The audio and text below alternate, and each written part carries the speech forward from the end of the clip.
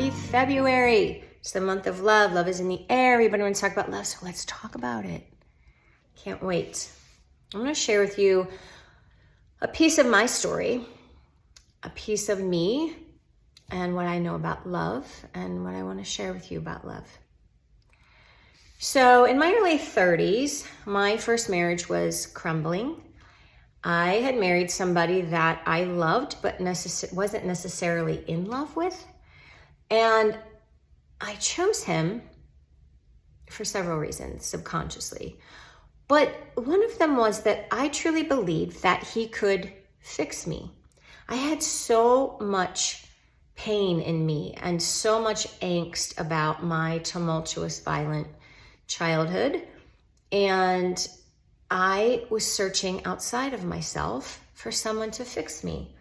I falsely believed that if I could find someone who could love me, it would fix or save me from the pain I was feeling.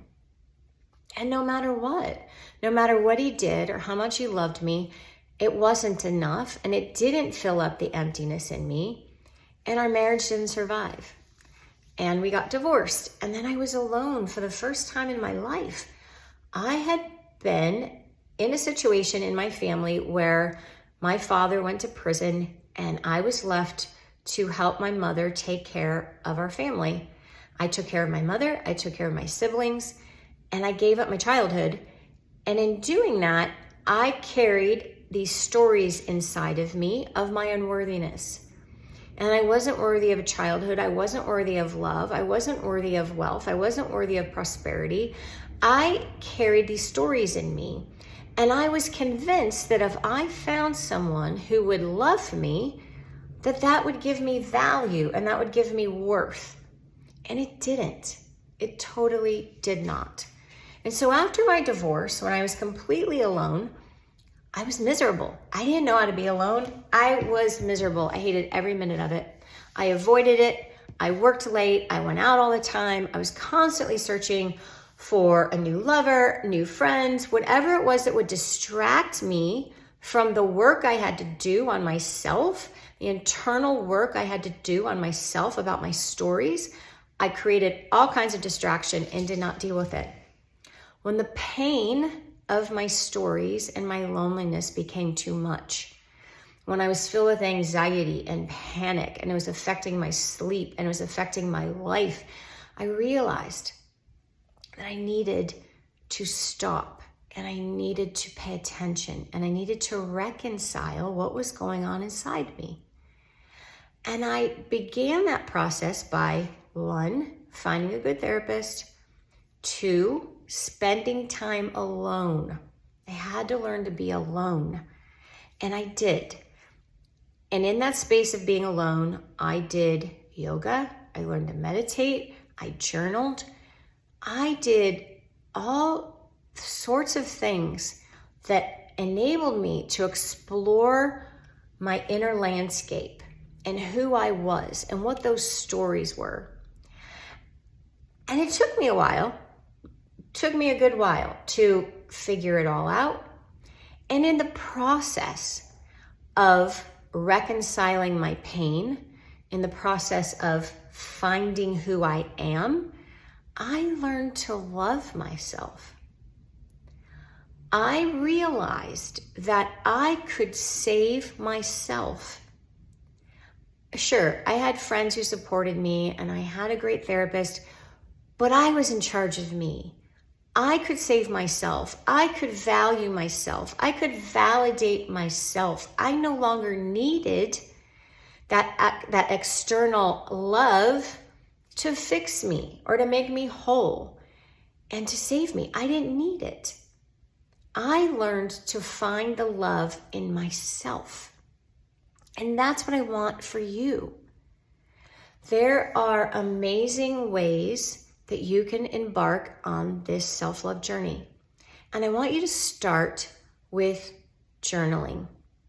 I want you to start with asking yourself very pointed questions about who you are, what you're afraid of, what you love about yourself, And I want you to pick a time in your life when you were ashamed of who you were and something you did. And I want you to find that piece of yourself.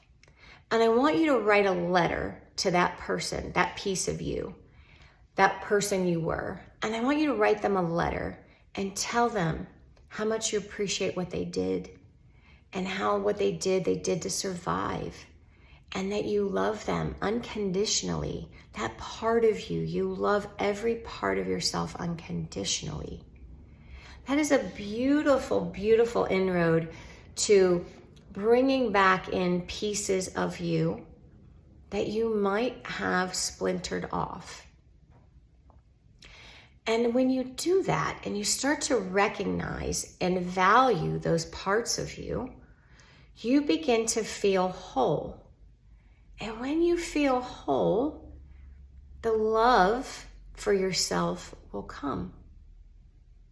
You will see the value in who you are. You will see the value in what you did. And you will know that everything you need in life is inside you.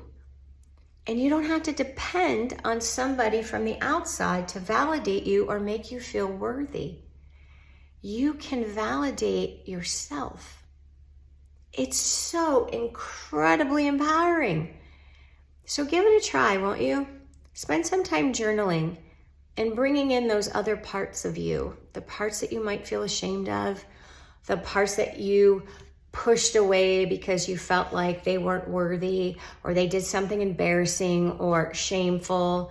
And I want you to bring them back in, and I want you to talk to them and have a relationship with them.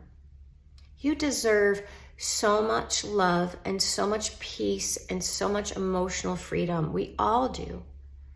So learning to love yourself unconditionally is the very first step in joy and emotional freedom, in happiness. It's also the very first step in finding true romantic love. Because once you've learned to love yourself, you won't be choosing people out of need or desperation or some false view that you need them in order to save yourself. You won't. You will choose romantic partners because you want to, because you want to be with them, not because you need them. And coming from that space is entirely different. And that is where you will find real love.